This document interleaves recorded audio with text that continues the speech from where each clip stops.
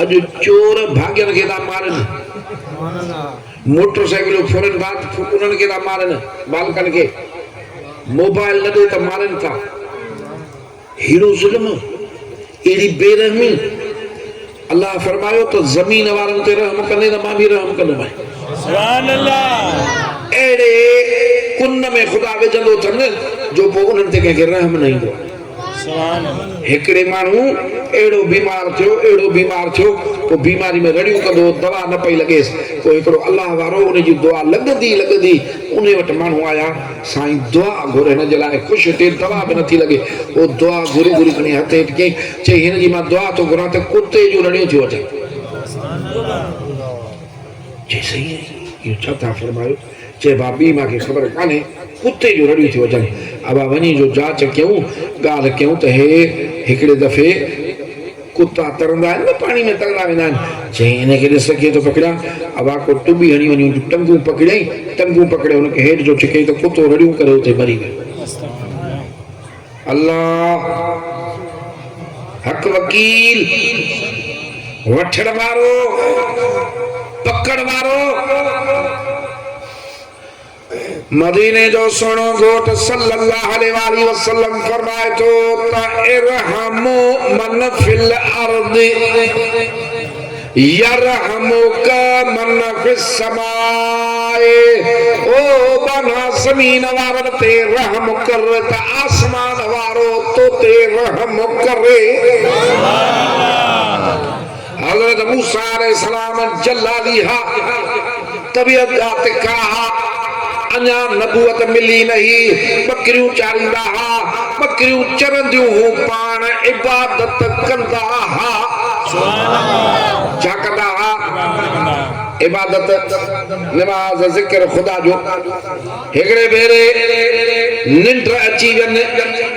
रात जो भी इबादत करने दी है जो भी इबादत करे बकरियों चरन पे निंड अची वही अचानक अख खुले समझो तो बकरियों हेले होले हलियो वही हूंदियो अन्या दसन द बगड़ एकड़ो लट कयो मानू अंगर बकरियों जी संभाल तो करे के तो करे पोया फरमाइने बगड़ आने बगड़ बकरियों जी संभाल कंदो के न खाइंदो पाण हैरान थिया फरमायो रब तो जे आदो त का गाल दुखी काने पर अजब वाक्यो आ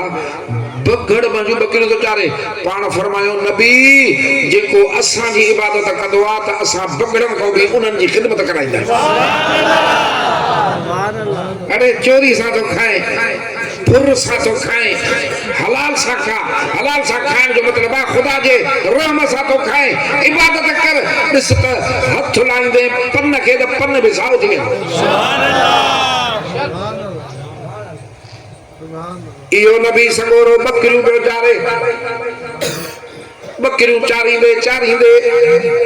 ओचते जेको आ हिकड़ी बकरी धड़क जुदा थी गुम थी वई पाण गोले लधो हिया जो बकरी दे वध्या त बकरी वठी भगी हाने को सजो जी बकरी चारे वरी सही या गुम थी वई त उलण खां को जेको आ सो समझे तो त वरी उहा डुकी त केडी कावड़ी इंदी आ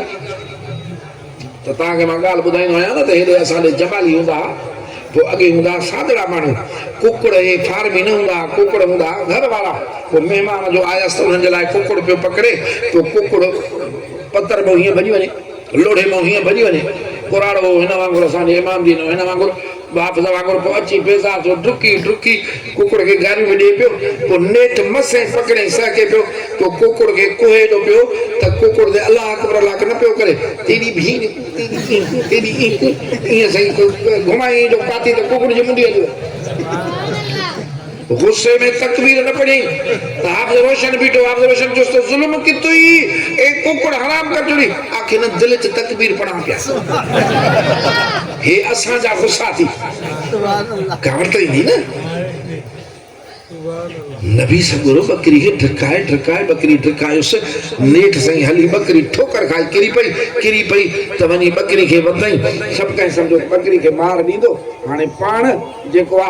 एडी कावड़ में हे बकरी हथ घुमायो दिस किया पाण भी थकजी पई पाण भी सहेड़ी परेशान थिया माखे भी परेशान की मां या घड़ी में खुदा जी इबादत क्या